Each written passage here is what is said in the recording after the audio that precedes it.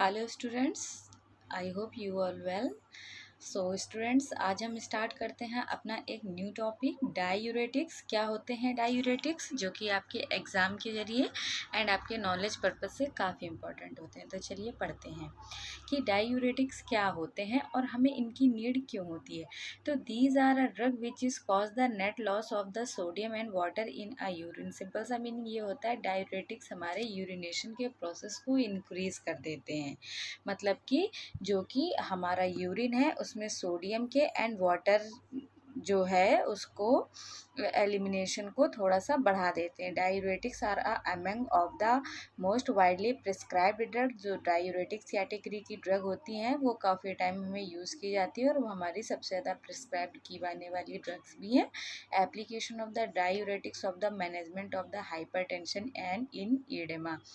जो हमारी diuretics category की ड्रग्स होती हैं वो हाइपरटेंशन की कंडीशन में एंड एडेमा की कंडीशन में दी जाती हैं और ये हमारे हाइपरटेंशन एंड एडिमा की कंडीशन को मेंटेन करती हैं, मतलब बैलेंस करने का काम करती हैं। क्योंकि अगर हमारी बॉडी में वाटर का, सोडियम का रिटेंशन होता रहेगा तो कहीं ना कहीं जाकर के ये हमारे लिए एक ड्रॉबैक है, एक बैड इफेक्ट देगा। तो इन सब चीज़ों से निजात पाने के लिए जो है हम अपनी डायूरेटिक्स की कैटेगरी की ड्रग्स को यूज़ करते हैं, ताकि हमारी बॉडी में जो है सोडियम एंड वाटर का ज़्यादा सा रिटेंशन ना हो और वो with the help of the urine हमारी बॉडी से जो है वो बाहर होता चला जाए। तो अब वेरियस टाइप ऑफ कैटेगरी की जो ड्रग्स होती हैं हम एज अ डायूरेटिक्स यूज़ करते हैं।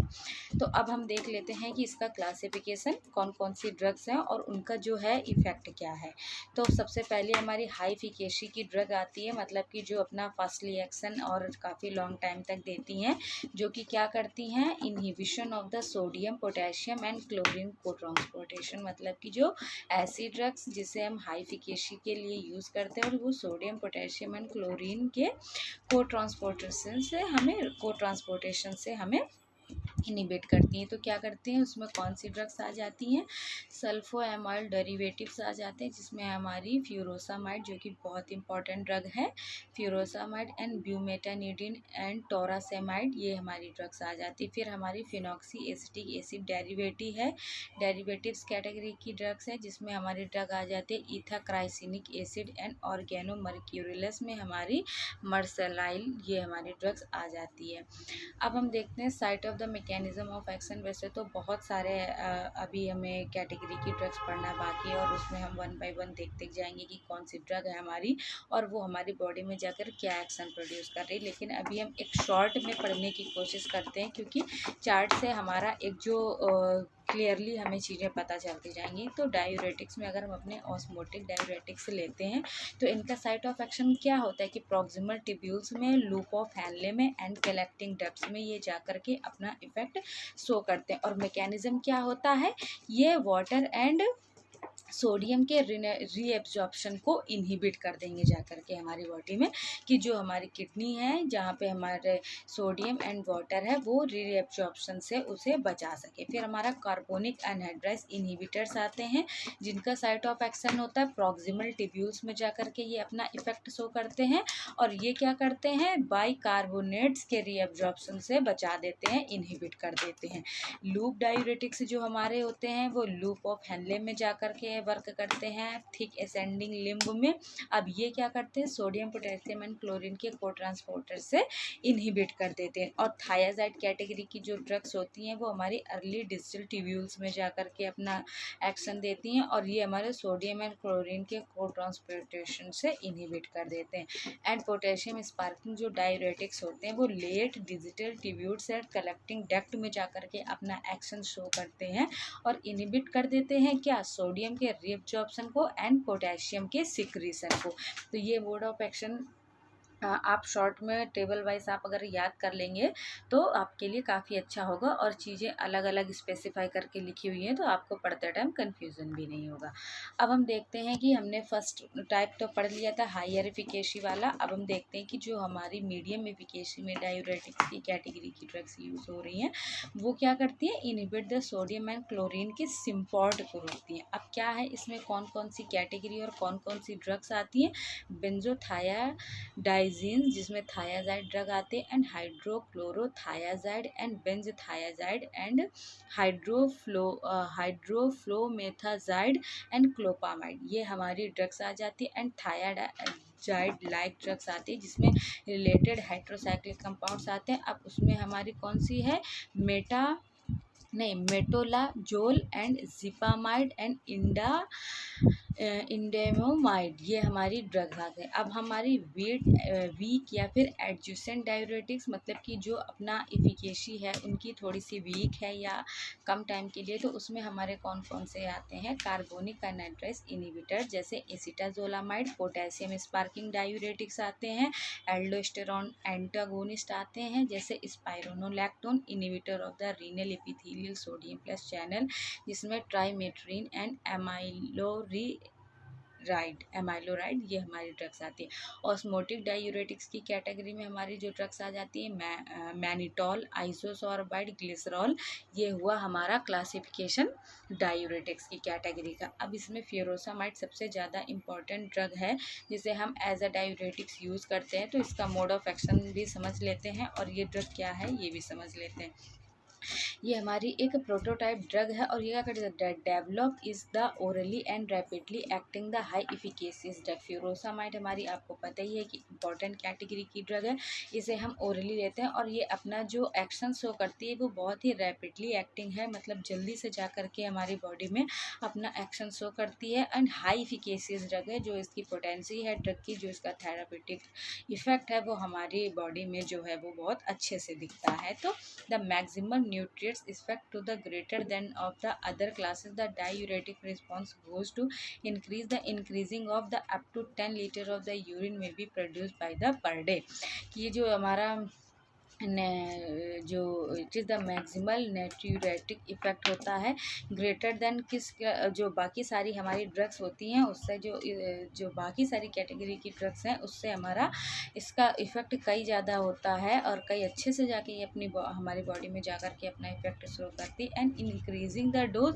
अगर हम इसकी डोज को इंक्रीज़ कर देते हैं up to 10 litre of the urine जो है may be produce in a day, ये है जो प्रोड्यूस कर सकती है। अब हमारी थायाजाइड रिलेटेड जो ड्रग्स होती हैं जो हमारी इनहिबिट करती हैं सोडियम एंड क्लोरीन्स के इनहिबिटर सिम्पॉर्ट को, तो वो क्या करती, salt transporter in a digital convoluted tubule showing in the site of a action thiazide diuretics, मतलब जो हमारे सॉल्ट का ट्रांसपोर्टेशन होता है कन्वुलेटेड ट्यूब्यूल्स में, अब वो अपना साइट ऑफ एक्शन जो है वो थायाजाइड डायूरेटिक्स जो है वो शो करते हैं। अब ये क्या करते हैं, sodium pump it a basolateral membrane, it is a primarily active transport mechanism and the chloride ions enter by the electromolecular cotransport career, जैसे कि क्लोरथायाजाइड हमारी इस कैटेगरी की ड्रग्स आती है कि ये अपना साइट ऑफ एक्शन में क्या करते हैं कि पोटेशियम पैम की जो मेम्ब्रेन है उसमें एक एक्टिवली ट्रांसपोर्ट मैकेनिज्म अपना शो करते हैं। सोडियम एंड क्लोराइड के जो आयंस है वो हमारे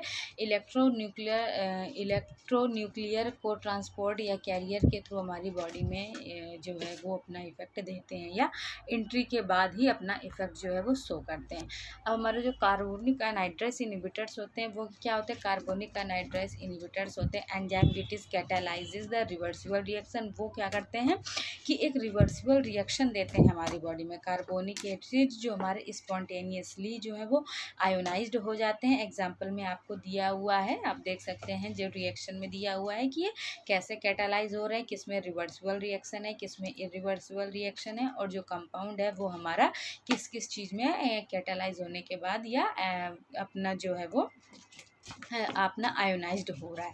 तो these are enzyme present in a renal tubules, obvious सी बात है कि ये जो हमारे एंजाइम्स होते हैं या कैटालाइज्ड होते हैं वो हमारे रीनल ट्यूब्यूल्स में पाए जाते हैं। And gastric mucosa, exocrine, pancreas, ciliary body of the I, brain and RBC, जैसे कि हमारी एसिटाजोलामाइड है, ये क्या करते हैं एंजाइम हमारे रीनल ट्यूब्यूल्स में प्रेजेंट होते हैं और इसके साथ ये फिर gastric mucosa, intestinal, pancreas, ciliary body, eyes, brain and RBCs में हमारे प्रेजेंट होते हैं। जैसे जैसे कि हमारी एसिटाजोलामाइड ड्रग हो गई। अब sodium is absorbed and hydrogen is secreted in a luminal surface. क्या होता है कि हमारा सोडियम जो होता है वो एब्जॉर्ब हो जाता है and secretion of the luminal tubules, और इसका जो सरफेस हमारी होती है ल्यूमिनल ट्यूब्यूल्स की बाय द एंटीपोर मैकेनिज्म के थ्रू ये वहाँ से सिक्रेट कर जाता है। And most bicarbonate in a filtration and reabsorption way of the proximal tubules. अब जो हमारे most of the time filtration होता है बाइकार्बोनेट्स का, रीअब्जॉर्प्शन होता है वो हमारे प्रॉक्सिमल ट्यूब्यूल्स में होता है जा कर के। अगर आपने नेफ्रॉन का डायग्राम देखा हो तो आप अच्छे से समझ जाते हैं, और इसको पढ़ते समय आप नेफ्रॉन का डायग्राम भी देखें कि हमें पता चल जाएगा कहाँ पे हमारी कोलबुलेटेड डक्ट्स हैं, कहाँ पे नेफ्रॉन है, कहाँ पे हमारे ट्यूब्यूल्स पाए जा रहे हैं, कौन सा प्रॉक्सिमल ट्यूब्यूल है। तो आई होप कि आपको वो अच्छे से एंड ईजी वे में समझ आएगा। So phosphate and ammonium chloride is added the urine. जो हमारे फॉस्फोट एंड अमोनियम क्लोराइड है वो हमारे यूरिन में ऐड हो जाते हैं। And primary active the transport mechanism the sodium transport this lines and indicative the passive diffusion के थ्रू हमारे बॉडी में जो है ये अपना इफेक्ट शो करते हैं जा करके। सो अब हम देखते हैं कि जो हमारे पोटेशियम डायूरेटिक्स आते हैं, मतलब पोटेशियम स्पार्किंग डायूरेटिक्स में आते हैं। ये जो हमने डायग्राम देख रहे हैं ये केडी त्रिपाठी की बुक से लिया गया है, जो कि आपकी बहुत ही ज़्यादा इम्पॉर्टेंट है। तो आप इसे अच्छे से बना लीजिए, समझ भी लीजिए। तो आपको फ्यूरोसामाइड या फिर डायूरेटिक्स से रिलेटेड कुछ भी पूछा जाता है तो आप इस डायग्राम को ड्रॉ करके अच्छे से समझा सकते हैं और बता सकते हैं। These are the either the aldosterone antagonist और the directly inhibit the sodium channels and DT and CD cells. मतलब कि ये हमारे वो एल्डोस्टेरोन एंटागोनिस्ट या फिर इनडायरेक्टली इनहिबिट करते हैं सोडियम चैनल्स को, एंड जो हमारी डक्ट्स होती हैं या फिर कलेक्टिंग डक्ट सेल्स होते हैं, and indirectly converts the sodium plus example जैसे स्पाइरोलेक्टोन एंड एल्डोस्टेरोन के एंटागोनिस्ट जो हमारे होते हैं वो।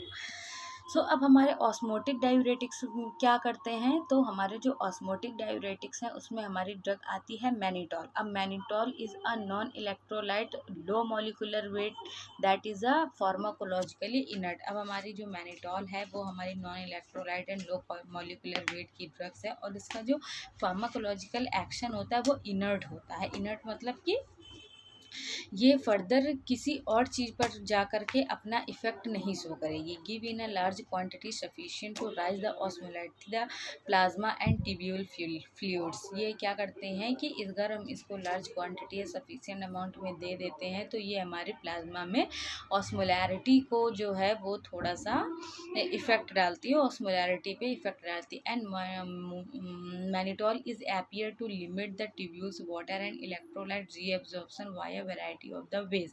अब जो मैनिटॉल है वो हमारी बॉडी में जा कर के हमारा प्लाज्मा में जाके रीअब्जॉर्प्शन में अपना इफेक्ट दिखाती है, और वेरियस टाइप ऑफ ये हमारी बॉडी में जा कर के डिफरेंट वेज से होते हुए गुजरती है और अपना एक्शन जो है वो शो करती है। तो जैसे कि raining of the water and isometrically in a PT dilute luminal fluid which is the oppose the sodium and chloride reabsorption। ये हमारी बॉडी में क्या करती है, आइसोऑस्मोलैरिटी पे जाकर इफेक्ट करती है, एंड डाइल्यूट ल्यूमिनल फ्लूइड को डाइल्यूट कर देती है, एंड सोडियम के रीअब्जॉर्प्शन को जो है वो ऑपोजिट कर देती है या फिर उसे इनिबिट कर देती है। अब क्या करती है इसके बाद, इनिबिट द ट्रांसपोर्ट। जो हमारा ट्रांसपोर्ट का फिनोमिना हमारी बॉडी में हो रहा है उसे इनिबिट कर देगी या ऑल्टर कर देगी, and quantitatively appear to the most important cause of the diuretics. जो हमारा क्वांटिटेटिवली अपीयर है मतलब कि मोस्ट ऑफ द डायरेटिक्स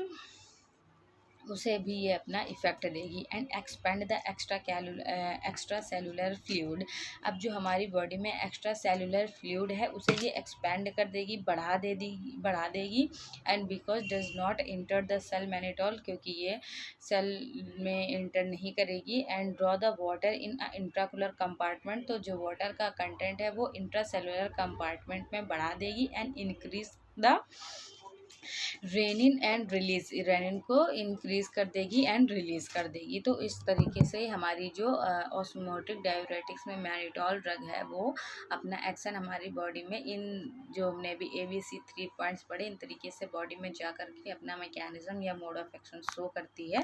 सो अब हम देखते हैं कि एप्लीकेशन ऑफ द डायूरेटिक्स, मतलब कि इसका एप्लीकेशन क्या है। जो हम डायूरेटिक्स की ड्रग पढ़ रहे हैं, तो diuretics are a very effective the treatment of the condition like, जो हमारी डायूरेटिक्स कैटेगरी की ड्रग्स हैं वो बहुत इंपॉर्टेंट है। कौन सी कंडीशन में हम इन्हें दे सकते हैं, तो जब क्रोनिक हार्ट फेल्योर की कंडीशन हो तब, या फिर नेफ्रोटिक सिंड्रोम हो गया हो तब, क्रोनिक हिपैटिक डिजीज़ हो, हाइपरटेंशन की कंडीशन हो, या प्रेगनेंसी एसोसिएट एडिमा की कंडीशन हो, या फिर सिरोसिस ऑफ अ लीवर, या फिर एडिमा, इनमें से कोई भी अगर प्रॉब्लम है जिसके कारण हमें यूरिनेशन में प्रॉब्लम है, या फिर सोडियम एंड वाटर का हमारी बॉडी में रिटेंशन हो रखा है, तो उन सब चीज़ों को एलिमिनेट करने के लिए, वाटर का कंटेंट यूरिन में बढ़ाने के लिए जो है हम अपने ड्रग को देते हैं, ताकि वो डायूरेटिक्स की कैटेगरी की ड्रग्स हैं।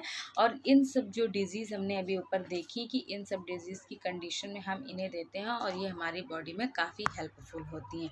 So I hope you are understood well. Thank you class. आज हमने पढ़ा डायूरेटिक्स, आपको सब समझ आ गया हो।